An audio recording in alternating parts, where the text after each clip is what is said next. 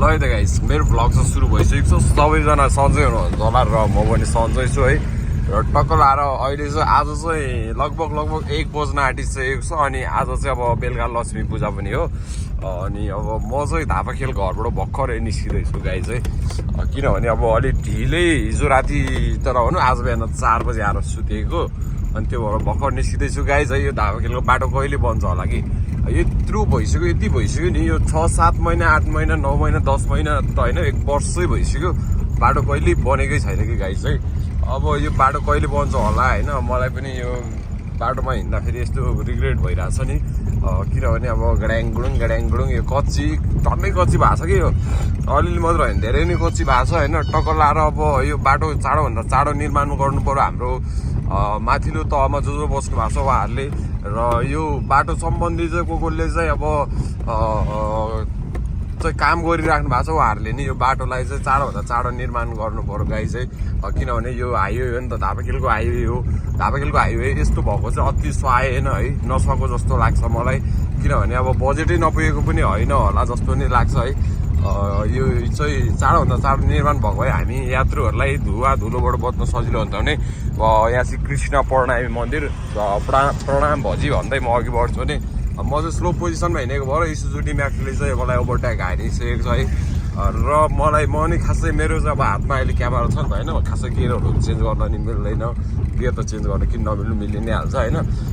त्यो पनि भन्दा पनि अब कस्तो भन्दाखेरि बाटो चाहिँ बनाउनु पर्यो गाइज है। अब यहाँदेखि चाहिँ बिजनेसमा हाम्रो बान्ने दाइको घर कटेपछि चाहिँ टकटक बिजै नै सुरु भइसक्यो अब चाहिँ। र तल त्यहाँ पुल बनाउन नि लगभग 6 महिना त बाटो अवरोधै भयो होइन। अनि अप्ठ्यारो बाटो हिँड्दाखेरि त्यो अप्ठ्यारो बाटो उताबाट साइडको ठाडो ढलानको बाटो हिँड्दाखेरि कतिवटा गाडीहरू एक्सिडेन्ट पनि भयो त्यहाँनिर है। धेरै मान्छेहरूलाई क्षति पनि भएको छ है यो बाटो बनाउने क्रममा पनि। अब हाम्रो यो धापाखेलको यहाँको बाटोको लागि चाहिँ कसले चाहिँ हेरिराख्नु भएको छ, कसले चलखेल गरिराख्नु भएको छ, को मार्फत चाहिँ काम भइरहेछ है। चाँडोभन्दा चाँडो बनाइदिनु पर्यो होइन भन्न चाहन्छु है। र अब तिहार पनि लागिसकेको छ गाइज है। अब तिहार तत्काल तिहार लागिसकेको छ। अनि अब हाम्रो नि त्यस्तै हो, मलाई नि तिहार लागिरहेको छ। यहाँनिर डाइस खेलाउन नि सुरु भइसकेको छ। अब त्यहाँ गएर 5-10 रुपियाँ खेलिदिउँ कि भन्नलाई नि मसँग फेरि खुजुरा पैसा पनि छैन है। डाइस लगभग थाप्ने तयारी चाहिँ भएर छ, तर थापिसकेको चाहिँ रहन्छ भने मेरो कपालले फेरि कस्तो ऱ्याग हानिरहेको छ कि मलाई। बिग्रेको बाटो भनेको चाहिँ ठ्याक्कै यहाँनिर यो बस आइरहेछ होइन। एमजी गाडीले नि ओभरटेक हानिसकेको छ। घरमाथि मेरो घरभन्दा माथिबाट घर बनाइरहेको एमजी जस्तो छ यो। भर्खर त्यहाँ बसाइ आएको जस्तो लागिरह। तर म नि तुफान हान्छु भनेर मलाई देखेरै कुराको त होइन होला अवश्य नै होइन। हाम्रो सहरको सम्म अब जो मेरो घरमाथि घर बनाइराख्नु भएको छ उहाँको फोनसम्म यो भिडियो जाओस् भन्न चाहन्छु। र हामीले यहाँनिर एउटा नयाँ ग्यारेज पनि खोल्दैछौँ गाइज है। र आज चाहिँ म हात्तीबनबाट घुमेर जाँदैछु। अहिले चाहिँ जेम्स आइसकेको छु है। जेम्स आइसकेको छु। जेम्सबाट टक्क लाएर यता हात्तीबनतिर चाहिँ अब टर्निङ लिन्छु। म साइड लाइटै नभए लिन्छु। किन भन्दाखेरि अब अहिले खासै साइड लाइट बालिरहनु पर्ने आवश्यकता चाहिँ थिएन त्यहाँनिर, भिडभाड नै छैन नि त। अनि अब हातमा फोन पनि छ, कता म त चलाउने भनेर मैले साइड लाइट बालिनँ, त्यसको लागि चाहिँ सरी गाइज है। र अहिले चाहिँ म ट्याक्कै लाएर अब यहाँनिर यो हात्तीबनको बाटो जाने प्लानमा छु, जान्छु पनि। र आज चाहिँ म अफिस पुग्दासम्मकै भिडियो चाहिँ रेगुलर बनाउने छु। अनि यो भिडियो चाहिँ मेरो नयाँ युट्युब च्यानलमा आउनेछ। मैले नयाँ युट्युब च्यानल खोल्नेछु। मेरो युट्युब च्यानलको नाम चाहिँ कार राइड साइलेन्ट प्लिज हुन्छ होला जस्तो लागिरहेछ मलाई होइन।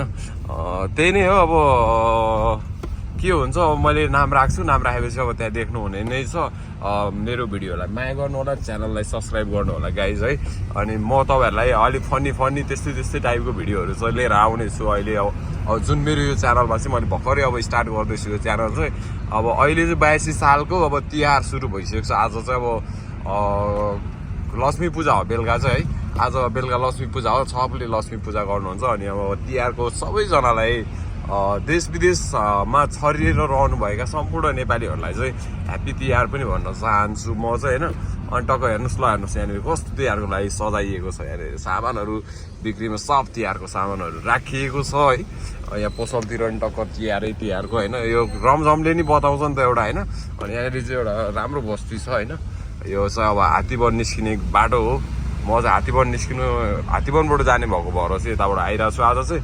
र मलाई चाहिँ फेरि हात्तीवनतिर जानुको रिजन केही पनि छैन फेरि मलाई आज हात्तीवनको बाटो हिँड्न मन लागेर है आज यताबाट जाउँ जस्तो लागेन मलाई यता हात्तीवनको बाटो यो बाटो हिँड्दाखेरि अलि अब लङ पनि हुन्छ भनेर नि अब बाटोबाट चाहिँ म भिडियो बनाउँदै आइरहेको हो है तर गाई चाहिँ अब म ठ्याक्कै हात्तीवनको यो के भन्छ यो एलए स्कुल अगाडि निस्किन लागेको छु है टक्क एलए स्कुल निस्किन्छ यहाँबाट चाहिँ अनि फेरि म सातबाट हुँदै जान्छु गाई चाहिँ अब यो फेरि यो नि तिहारकै सामान बेच्नु हिँड्ने होला हाम्रो तराईवासीहरू चाहिँ गाडामा लिएर नि हिँड्छन् होइन अनि टक्क लाएर लाज मान्दैनन् कि अब यो इन्डियनहरू चाहिँ त्यति लाज मान्दैन अनि त्यो भएर अघि नै बढाएको छन् जबकि मलाई कस्तो लाग्छ भने फोहोर उठाउने मान्छेहरूसँग पनि चाहिँ घर हुन्छ क्या फोहोर उठाउने प्लास्टिक टिप्ने मान्छेहरूको पनि घर हुन्छ क्या र गाडामा फलफुल बेच्ने मान्छेको पनि घर हुन्छ भ्यालीमा है काठमाडौँमा है हो त्यो भएर नेपालीहरूले पनि लाज नमान्नु कि गाई चाहिँ जे छ त्यो काम चाहिँ आफ्नो कामलाई चाहिँ लाज मान्ने भए यस्तो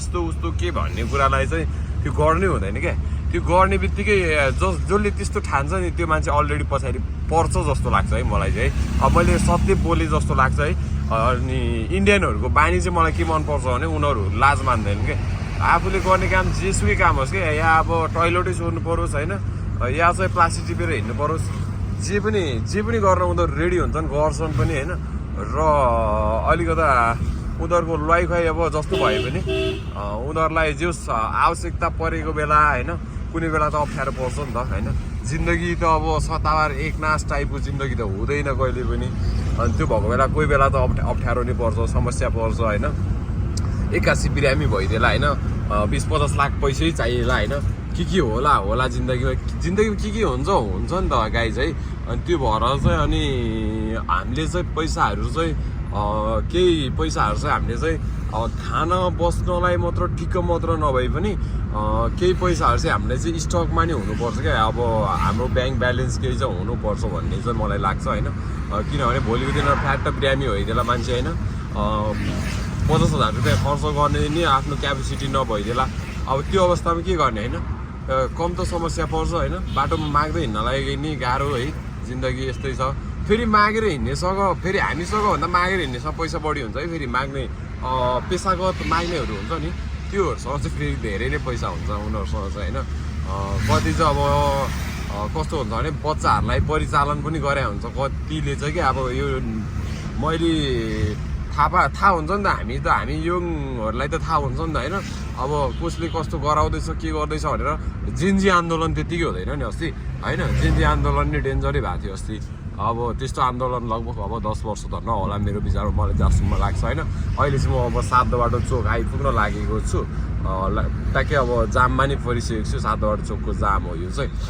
र अब गाई चाहिँ सबैले अब के भन्ने अब कहाँबाट बोल्दा जहाँ पुगे पनि पुग्छ होइन केही छैन त्यसको लागि होइन भिडियोलाई माया गर्नुहोस् च्यानललाई सब्सक्राइब गर्नुहोस् तपाईँहरूकै लागि भनेर मैले यो भिडियो बनाइरहेको छु र अब के छ वातावरण है सातोबाट अब यो यहाँनिर यो ट्राफिक कार्यालय अब अस्ति जलेर ध्वस्त भएको थियो अहिले निर्माण भइसकेको छ यहाँनिर है र यो चाहिँ सातोबाट चोक हो गाई चाहिँ तपाईँहरूले देख्न सक्नुहुनेछ अब यहाँबाट चाहिँ माइक्रोहरू लाग्छ गोदावरी जाने हात्तीवन जाने माइक्रोहरू टक्क लाग्छ जिन्दगानीमा होइन अनि हामी चाहिँ अब के गर्छौँ म चाहिँ के गर्छु भन्दाखेरि अब बालकुमारी मेरो अफिस छ म चाहिँ यहाँबाट राइट टर्न लिएर बालकुमारीतिर लाग्छु है त जाम पनि अझै बाँकी छ 168 सेकेन्ड बाँकी छ है 68 सेकेन्ड बस्नुपर्ने भयो यहाँनिर जाम पनि खुल्न आँटिसकेको छ है अब म चाहिँ म्युजिक बजाउँदै बसिरहेको छु है अब जम्मै बाँकी 25 सेकेन्ड मात्रै बाँकी छ 25 सेकेन्ड पछि चाहिँ म राइट टर्न लिएर चाहिँ बालकुमारीतिर लाग्नेछु है त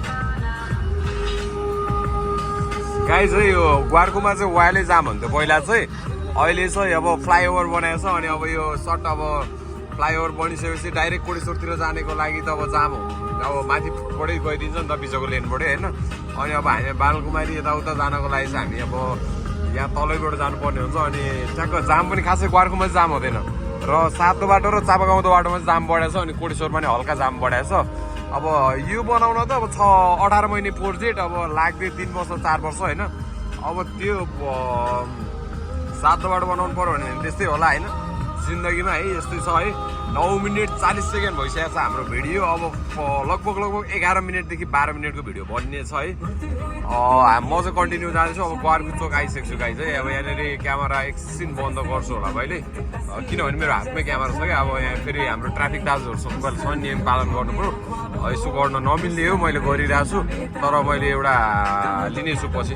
मेरो हातमा क्यामेरा मात्र नभए अरू कुरा पनि थियो होला है, त्यो भएर मैले चाहिँ क्यामेरालाई एकछिन त्यहाँ ग्वारको चोकमा डाउन गरेँ र ग्वारको चोकबाट म अघि बढिसकेको छु गाइज है। मेरो अफिस चाहिँ यहीँ अगाडि हो, यो बालकुमारीको माछापुच्छ्रे ब्याङ्कको अपोजिटमा सेकेन्ड ह्यान्ड गाडीको मार्केट हो गाइज है।